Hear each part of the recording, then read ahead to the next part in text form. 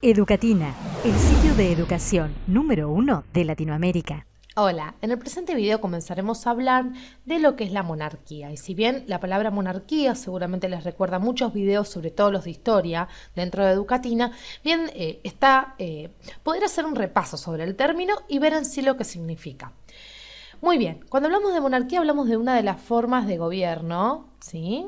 Vamos a poner aquí, más antiguas que existen en la historia de la humanidad.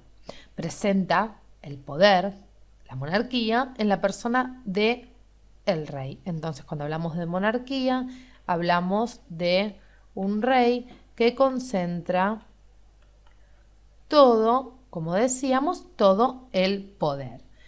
Así, el cargo de este rey se considera vitalicio y hereditario. Vitalicio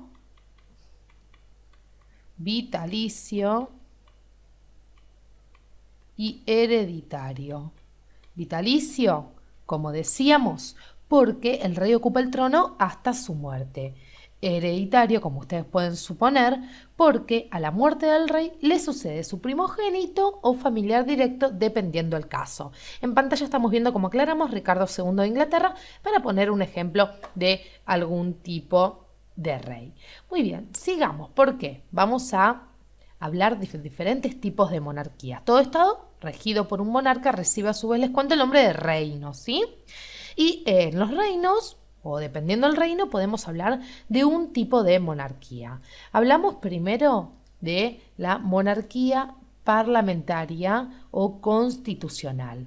Aquí los poderes del rey, es decir, el rey encuentra su poder limitado en función de la intervención del Parlamento en dicho reino.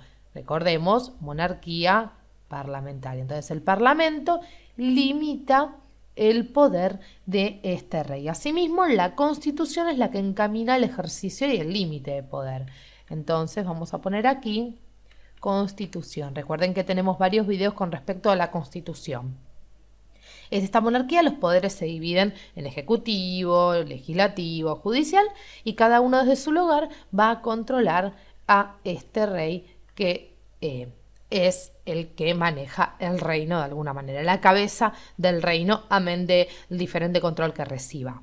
Vamos a ir con otro tipo de monarquía, como estamos viendo aquí, la monarquía autoritaria. Nos referimos a un tipo de monarquía muy presente, sobre todo, les cuento, en la antigüedad, en la cual el rey concentraba todo el poder. Entonces, el rey concentraba todo el poder y gobernaba autoritariamente, ¿sí? Sobre todo, como lo dice su nombre, sobre el territorio que pertenecía a su reino, incluso imponiendo el pago obligatorio de impuestos a sus súbditos. En todos estos casos de monarquía absoluta o autoritaria, el rey posee todo el poder basándose en esa idea que estudiamos mucho, sobre todo en la Revolución Francesa, de legalidad divina. Y más que Revolución Francesa, también lo vimos en los videos correspondientes a los primeros estados modernos.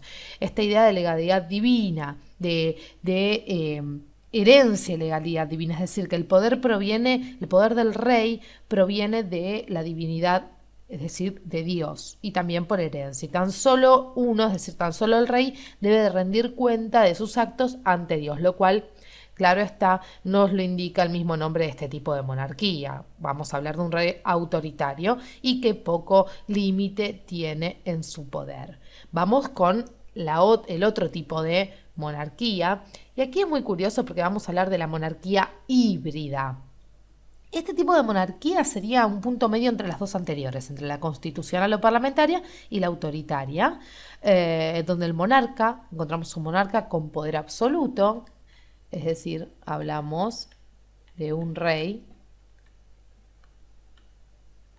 con poder absoluto, pero a su vez permite la intervención de la Constitución.